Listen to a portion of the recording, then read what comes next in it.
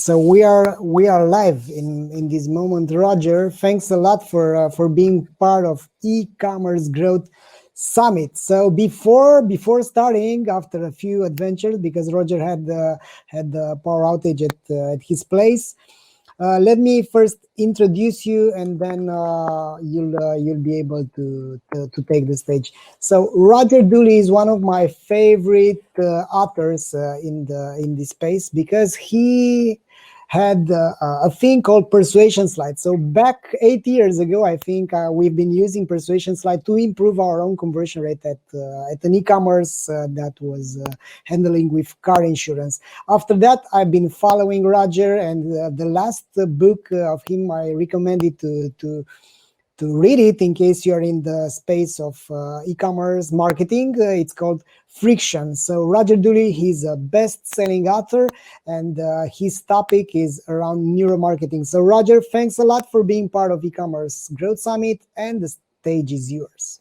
Well, thank you, Valentin, and I'm really happy for the invite, and happy that you've been able to get such a great turnout, because these days we are not visiting many people in person, so it's great to connect virtually with so many folks.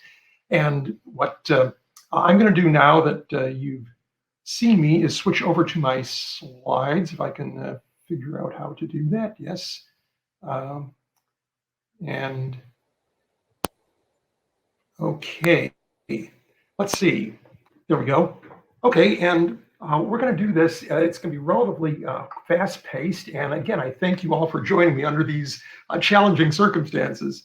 Anyway, let's go. Before we get started, I can't see any of you now, but I'm going to ask you to do one little thing for me, and that is take one finger and tap something, like maybe tap your computer, your desk, anything at all. And just then remember that we're going to get back to that later. Just one little tap of the finger. Okay.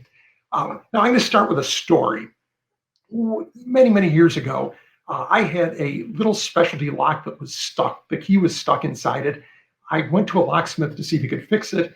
And he reached under his counter, pulled out a can of something, sprayed it inside, and immediately the lock opened up, the key came out, and everything was fine. He would not take payment for fixing my lock, but he did sell me a can of the stuff that he used. And here's the weird coincidence. Just a week later, I was at a Formula One race in Canada, and what did I see in the pit garage next to one of these exotic machines but a can of the exact same stuff that the locksmith had sold me. Now, I'm guessing that at least some of you know or could guess what this is. It was, of course, WD-40. Fixes almost anything. And, you know, in the physical world, mechanical problems are pretty easy to solve. In the business world, problems are a little bit more difficult. And, you know, it would be wonderful if there was a magic spray like that locksmith sold me, that would give you more loyal customers, a more engaged team, and so on. And the bad news is there is not a magic spray, but there is one strategy that can have those benefits and others, and that's a friction-based strategy, which I define as any unnecessary effort to perform a task. Now, at this point, some of you are probably saying, friction, yeah, we've heard about that. They've been talking about that in Silicon Valley for years, frictionless apps and everything else, onboarding. Well, okay, let me tell you that, in fact, even in 2020, friction is everywhere, even a little bit more so since the virus issue came up. And the fact is, we usually don't see it even when it's there. And if we do see it, we often ignore it. And let me give you one example. Last year, when I was still traveling to conferences, I stayed in a nice enough hotel. And this is where they put the room safe bolted to the bottom of the closet. Now, you can imagine, to use the little buttons or to look in the back of the safe to make sure you didn't leave anything valuable in there, you would have to be practically laying on that beautiful, no doubt, very sanitary hotel room carpet. Now, I'm sure that dozens, if not hundreds of employees have seen this. No doubt hundreds or thousands of guests have, but nobody has ever really elevated the issue to the point where someone would fix it. I would imagine that if the VP of guest experience at Marriott would stay in this room one time, the problem would be fixed in a few hours, even if it cost a few $100s, because this is not the experience they're looking for, but it's ignored. Another example. Nobody saw the friction in taxis before Uber and Lyft came along and showed us how easy it could be. We just accepted taxis for being the way they were. And most of the time they worked, and they weren't always the best, but they worked. But their friction was there all the time. So my promise to you today is that I'm going to equip each and every one of you with an imaginary set of friction goggles. We'll get back to that in a little bit. Let me talk just a little bit about the science of friction, at least my interpretation of that. And we're going to start with a little tale here. This is my dog about 10 years ago. He was a puppy, very ill when we rescued him, but he's much better now. In fact, he's getting kind of older and he lays around a lot, not very motivated. His favorite hobby is taking naps.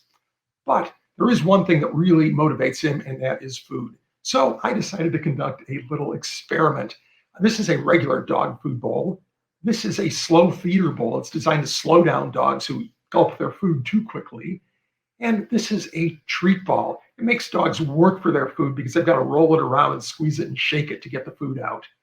Now, he ate a meal in 29 seconds in the regular dog food bowl. It took about 2.5 minutes in the slow feeder bowl, 5 times as long. In the treat ball, it took almost 10 minutes, about 20 times more effort than the regular dog food bowl. You know, you would think that he would be aggravated by this, but he doesn't really seem to mind. We're still buddies. But the important takeaway here is that he consumed 100% of the food in every single situation because his motivation is so high. He is totally motivated by food. The bad news is your customers are not dogs. If you make them work even a little bit harder than whatever their other alternative is, they will abandon you for that alternative. And the theme that underlies our little time here today and my book as well is that friction changes behavior. When there's more friction, people's behavior changes. And this is based on something called the law of least effort. It may go all the way back to William Bachman, 1300, if not the Greek philosophers, but much more recently, Daniel Kahneman, our Nobel Prize winner in behavioral economics, says that there is a law of least effort that applies to cognitive and physical exertion, and that laziness is deep in our human nature. Give you an example from one of the last conferences I was able to attend, this one on the lovely island of Texel in Holland. This gate was on the hotel property. There are all kinds of walking paths on this property. And this gate was unlocked. It took no effort at all to push it open. But despite that, people had formed a path around it to avoid moving the gate. And in fact, there's a name for this behavior. These things are called desire paths. This is where users show where your design is in error and can be improved. Did whoever designed this circular roundabout here really expect that people were going to walk around in circles as opposed to taking the straight line? As designers, you've got a couple of possibilities in the way you approach this. You can try and correct your customers' behavior by preventing them from doing whatever it is they're doing that you don't want them to do. Or you can say, okay, they understand better than we did. We're just going to make it even easier for them, which is the course I highly recommend. Our other Nobel Prize winner is Richard Thaler, and he says, if you want to encourage some activity, make it easy. Pretty simple statement that underlies the reason why he won his Nobel Prize. It's all about making the easiest path the desirable path. B.J. Fogg at Stanford, famous for his Fogg behavior model, says you need 3 things to create or change a behavior. You've got to have motivation. The person has to either want to do the behavior or want the result of doing the behavior. There has to be a trigger, or as he now calls it, a prompt to get the ball rolling. And finally, there has to be ability, which is basically, it has to be easy enough to do. And much like Thaler, he says, don't focus on motivating people to do stuff, focus on making it easier. Now, let me give you an example. The biggest US consumer lender is not one of these well-known brands. It is Rocket Mortgage. And here's the interesting thing. Not only are they the biggest, they have the highest customer satisfaction ratings, which is pretty remarkable. And what is their secret? It is that they have a super easy loan process. When their competitors were asking you to fill out complicated forms, their model became push button, get mortgage. Now, it's probably a little bit more difficult than pushing a button to get a mortgage, but what they have tried to do is simplify every step of the process. They auto-import your data. They auto-fill the forms for you. They do whatever they can to minimize customer effort. They even were very early to go mobile friendly, which I'm sure many of their traditional competitors were thinking, well, who would ever fill out a mortgage application on a telephone? That's crazy. Well, in fact, people do that with Rocket Mortgage because they make it very easy. For Rocket and for dozens, if not hundreds of other companies, lower friction has led to faster growth, even disruptive growth. Now, when we talk about growth and customers, there's really two aspects to look at. One is the conversion or acquisition process, and the other is retention or keeping customers loyal. And I know you've heard a lot about the conversion process today, so I'm not going to dwell on that much at all. I'm going to emphasize what you already know, and that is that in general, where there is less friction, you get more conversions. If you have fewer fields in a form for people to fill out, more people will fill it out. If you have fewer steps in your checkout process, more people will complete the checkout process. And that's pretty obvious. And also, probably most of you know that sometimes you can utilize friction in a positive way. For instance, if you're getting too many low quality leads, you can add some friction to qualify them and produce a smaller number of better quality leads. But that's enough for the conversion aspect. What I want to spend the rest of our time talking about today is loyalty. And you know, ask, what is loyalty? Is it repeat purchases? Is it avoiding competition? In fact, true loyalty can be tested. And one company that I'm very loyal to is Amazon. I probably have bought 90% of my online purchases from them in the last 5 years or more. And a few years ago, though, my loyalty to them was tested. In the state of Texas, Amazon began charging Texas state sales tax, which for me as a resident translated into an immediate 8% price increase. And at that point, I said, okay, I'm going to change my behavior. It would be stupid of me to pay 8% extra when other online sellers don't have that 8%. In fact, when I look back about a year later, my behavior had changed almost zero. It was simply too easy to keep shopping at Amazon. I was too loyal to them, even though I had consciously decided to be disloyal. So loyalty, we can say, it's emotional, it's unconscious, and it's not rational. If your customers are loyal because you have the best price or because you've got the best product, if somebody comes along with a better product or a cheaper price, they may well desert you for that other person or company. So what does drive loyalty? You might not be surprised to hear that I believe it is low friction. One key driver is low friction. And this isn't just my opinion. The big market research firm Gartner did some remarkable research on customer service interactions. And they found the customers who had a high effort interaction were 96% likely to say they would be disloyal, compared to only about a tenth of that for low effort customers. On the other hand, customers who had a low effort customer service experience were 94% likely to be repeat purchasers, compared to just 4% of high effort customers. And we know how important word of mouth is these days when everybody's reading reviews and online sites and social media and so on. 88% of high effort customers said they were likely to say bad things about the brand, compared to just 1% of low effort customers. Just to repeat those remarkable statistics, 94% of high effort customers were likely to be disloyal, 4% would buy again, 88% would say bad things. Clearly, you do not want your customers to have a high effort experience. Low friction experiences are what build true loyalty, such as I experienced with Amazon. So let's talk about what is friction, real friction in particular.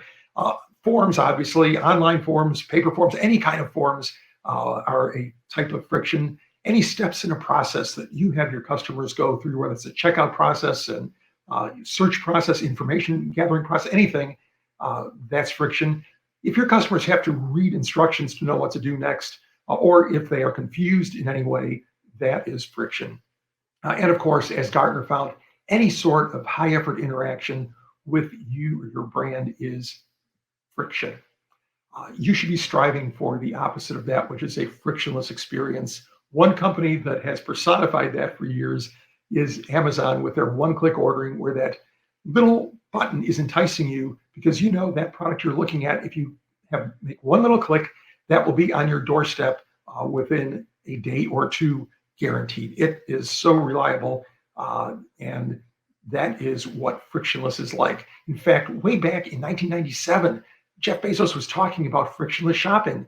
The year after that, they patented one-click ordering. Now, not everybody thought that that was a valid patent. Their big competitor at the time was Barnes & Noble, the bookseller, and so they implemented a similar process on their website. They got locked in a big legal battle with Amazon.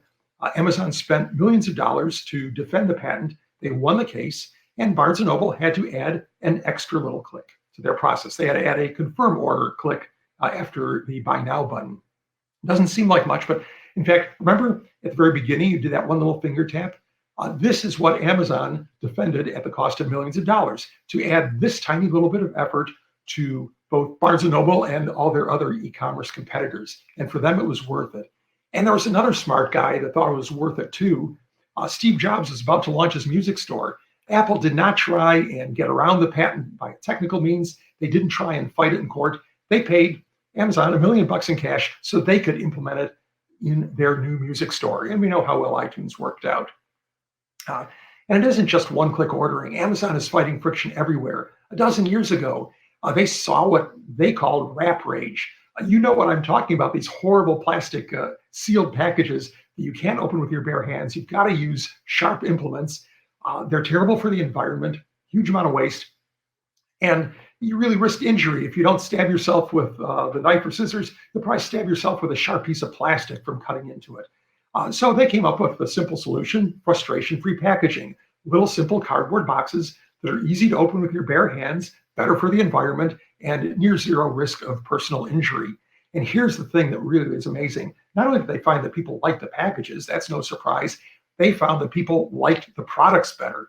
There was a 73% reduction in negative feedback about the products that were easier to get at. Now, if you had one thing as an e-commerce seller, what would scare you the most? I know, having been in that business for years, even in the direct marketing mail order days, it is returns. Returns are horrible. They're expensive. They're time consuming. The merchandise comes back unsaleable. You know all the reasons why returns are bad. Amazon goes out of its way to make returns super easy. They give you many channels you can return it to. You can take your product back to a locker. There are various retailers you can take it back to. You can take it back to the post office. You can take it back to UPS. All of these are open to you. And now I remember the days, and probably there's still a few of those people out there, when sellers would package their products in a way that you destroyed the packaging to get at them. That made returns particularly difficult, and it probably did reduce the return rate because the customer would have to go hunt around for new packaging to ship it back in, and half the time they would just say, oh, heck with it, I'll keep the product.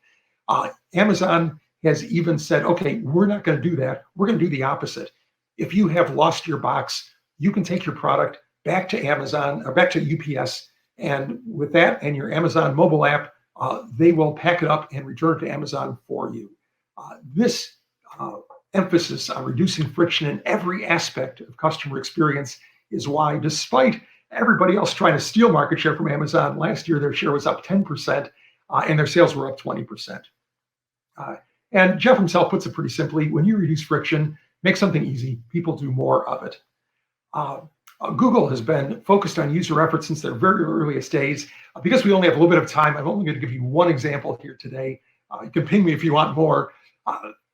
And that is their use of autocomplete tags in Chrome. These are tags that you can code into forms so that your customers can complete a form with just a few clicks, even if there are a lot of fields in the form, using previously saved information. Huge time saver, but even today in 2020, I find probably at least half the forms I encounter do not make proper use of autocomplete tags. In fact, I was registering for a tech conference. It was a rather lengthy registration form, a dozen form fields, every single field populated with the word Roger, because the coder had gotten lazy and replicated one field for the whole form. The visible form on the website or in the mobile app looked fine, but every single person who registered for this conference had to fully type in their whole email address, their whole street address, their whole phone number, and so on, because of a lazy coder. In fact, Google even asks about effort. If you have an interaction with one of their humans, which isn't too common, but I did have a tech support call with them for Tag Manager, kind of a high friction product. Afterwards, they didn't ask me whether the person was courteous or was a nice person. They asked about whether I found the experience difficult or not. So they're very focused on effort, much like Amazon. Now, in the e-commerce business, there is a huge issue with fraud and security. Unfortunately, the more you try and prevent fraud, often that results in adding friction to the customer experience. So this is the challenge for all of us, how to navigate the best path there. And you know the sort of friction I'm talking about, passwords that are very difficult to set up, and difficult, impossible to remember a couple weeks later. Or when I was registering at Nike, I was buying some shoes and I was setting up an account. The first password requirement was one mixed case letter. I had no idea what that was. I kept typing stuff. Finally, on about 6 or 8 tries, I got a password. It managed to type it twice, which is really remarkable. And I was able to place my order. But how many customers would have just given up after 1 or 2 times because of the confusing security requirements here? I am on United Airlines all the time, at least I was until we couldn't travel anymore. And despite the fact that I'm using the exact same computer and browser that I've been using for 5+ years, every few weeks, they say they don't recognize it and start asking me questions about birthdays and movies and books and all this crazy stuff. Amazon never does this to me. They always recognize me. Not only that, at United, at other sites, after a few minutes of inactivity, they log you out, which is super annoying. If you've got a dozen windows open because you're working on multiple things at once, and you've got to start whatever it is over, you're causing huge friction when you do that. So what I would encourage everybody to do is measure security compliance effort. In other words, see if people keep logging in during the same session. If they're logging in multiple times, either you should not be logging them out at all, or if security really requires you to do that, then maybe you need to extend that time a little bit to make it a little bit less annoying to the customer. Similarly, if people are constantly having to do password recovery, if they have to try 5 times to set up a password, measure the effort that it takes, because chances are, if it's a lot of effort, you're doing it wrong. Instead, be like Amazon. They appear to have very lax security procedures. I still have the same lousy 5-character password that I did when I set it up a dozen years ago. And I'm always logged in on their website. They never log me out. But if I try to engage in a higher risk activity, for instance, shipping a product to an address that I hadn't shipped to before, or emailing gift cards, which are almost like cash, to other email addresses, then they would indeed re-authenticate me. They ask for my password, ask for my credit card number, but they make sure that for the 99+% of situations where I am simply going to order a product for shipment to one of my primary addresses that I always use, that I am logged in and that one-click button is armed and ready to go. So where can you find friction, or how can you find friction in your own operation? One is to ask customers about the perception of effort. There's a product called Customer Effort Score. You don't have to use that product, but I encourage you to measure what customers think about their effort in some way. You can capture effort metrics about. In addition, look at things like how many searches does it take to find what you're looking for? How many times do people have to go to the 2nd or 3rd page of search results? How many times do they have to do something before they get it right? How long are they on a particular page or in a particular session? All of these things are important. Observation, either in real time, say in a lab setting, or through recorded sessions, see where people are slowing down, getting stuck, a little bit confused. And it's important to count everything. If you ask somebody how many steps in your checkout process, they'll think for a minute, and I'd say most of the time they'll say, well, 3, because there's 3 primary pages that you have to go through. 3 times you click next. In fact, you should be counting everything as a step. If they have to scroll the screen, if they have to click, if they have to complete something, if it keystrokes, screen taps, all of these things need to be counted because they are all user effort. Eye tracking can tell you where people are wasting their attention instead of focusing on what you want. Click tracking can tell you if people are clicking on stuff they're not supposed to, and either you need to fix that, or maybe they are pointing out a desire path, much like those footpads that we saw. They're showing what they think they should be clicking on, and you should perhaps enable that. If you've got sufficient scale, big companies use behavioral analytics that you can get down to the granular level on.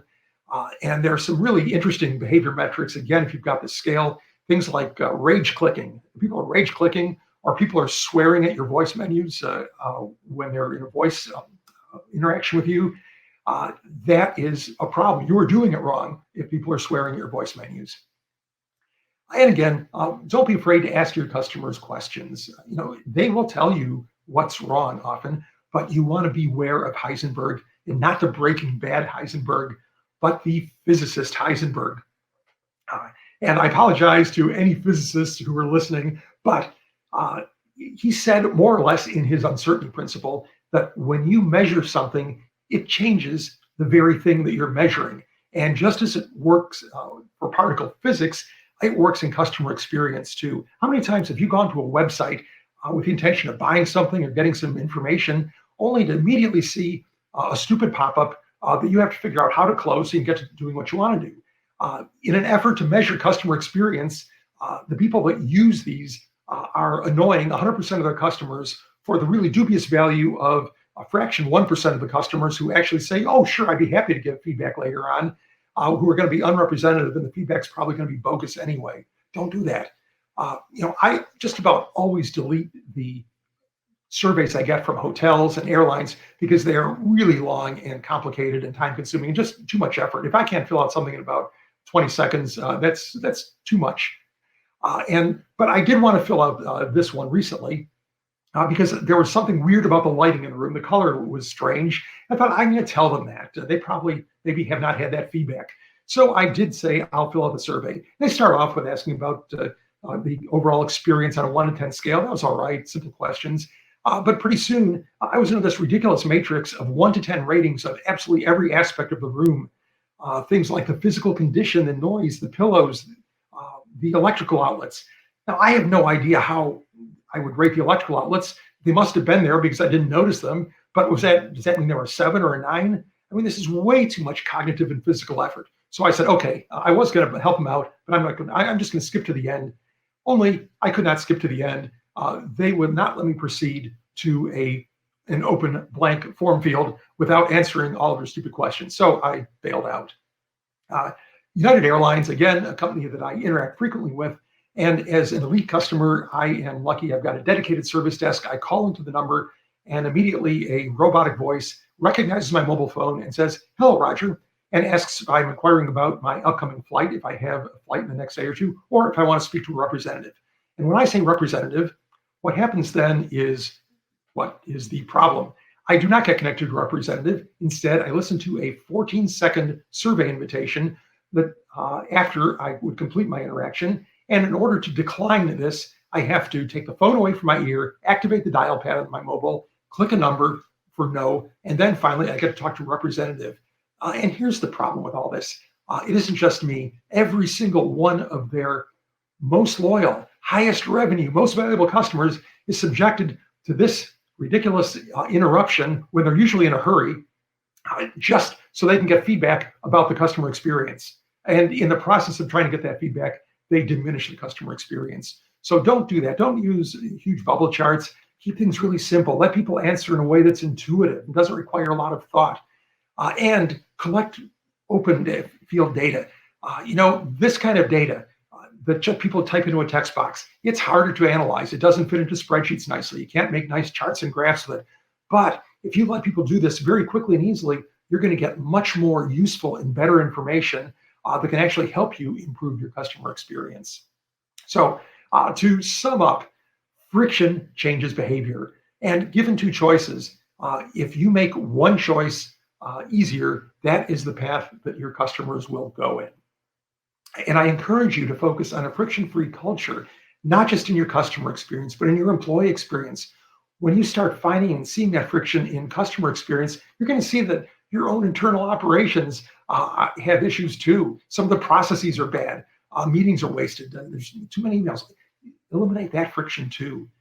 So now what I've done, I promised you at the outset that I would give you each a set of friction goggles, and I'm hoping that I have done that for all of you, because once you start seeing friction, you really can't stop. What I've done is turned on your brain's reticular activating system, which is a filter that screens out all the information that isn't important at a particular moment. So if you're going to cross the street in Times Square, your RAS will screen out everything except the oncoming traffic, the crosswalk indicator, and pedestrians right around you. If you go to Amsterdam, you've got to retrain your RAS to look out for bicycles because they'll kill you there too. And you've probably had your own RAS experience if you've ever bought a new car, and suddenly you start seeing your car everywhere on the street and parking lots. And it's not that there are a lot more of these cars in the last week. It is that your RAS is now letting those through because it looks like your car and it might be important. So I encourage you to keep activating your RAS for friction. Make a note of it wherever you see it. And you have my permission to expose bad user experience, bad customer experience, whether it is in your organization or elsewhere. Uh, and also, you may have to push back in your own organization. When you try and improve customer experience, you will have people in legal and compliance and IT and security give you reasons why that can't be done. And these people have important jobs, but customer experience is not their primary duty. So you sometimes have to push back against that and escalate it to a higher level of management. Sometimes you may have to go rogue. Be careful with this strategy, but from that same conference in Holland that I spoke at, one of the other presenters saw that their site search and an e-commerce site was not particularly good. People were having to go to the second and third page of results to find what they were looking for. And that was because the ranking algorithm had gross margin as a primary driver. So in other words, the company wanted to put the most profitable products first. Well, that's great if people are buying those products, but she did not think that if she went to management and said, we need to take that criterion out of there and focus on other things that are going to make the search results more relevant, that she would get that approved. So instead, she changed the criteria, ran it that way for a couple of weeks, then went to management with results showing that, yes, indeed, not only was customer effort reduced, but sales were higher and profit was higher. And of course, at that point, they were more than willing to go along with it, implement the changes, and tell her she did a great job. And I guarantee you that when you try and improve your customer experience by eliminating little bits of friction, at some point you are going to encounter this guy who's going to say, high effort? That's high effort. That's just a few keystrokes. It's only a one finger tap on the screen. It doesn't seem like much at all. Well, when you encounter this person, what I suggest you do is use the one-click story. Explain how both Jeff Bezos and Steve Jobs thought eliminating one tiny little click was worth millions of dollars to their business, and ask if that person thinks he or she is smarter than both of them. And thank you very much. I really kind of raced through this because of our limited time today. I appreciate your being here, and I would be happy to connect with you and discuss any of this stuff in more depth. I'm really easy to find just about everywhere under Roger Dooley. I'm not the superhero Roger Dooley from Agent Carter, but other than that, most of the results will be me. So thank you. Thanks as well for being part of e-commerce growth summit, Roger. It's been a pleasure and a privilege to have you here. If you have questions, you can address to Roger on his social media, because he's present almost everywhere. Roger, again, thanks, and stay safe over there in the US. Well, thank you, Valentina, and I wish all of our audience too to stay safe in these difficult times, and hopefully we'll be able to meet again in person real soon. Yes. All the best. Bye-bye. Bye. As an e-commerce manager, you want to stop spending money on expensive ads. OmniConvert Explore helps you improve conversion through A/B testing, personalization, and surveys. Understand that growth is also a matter of retention, not only acquisition. With OmniConvert Reveal, you'll understand segments, monitor customer experience, and nurture your customers on every channel.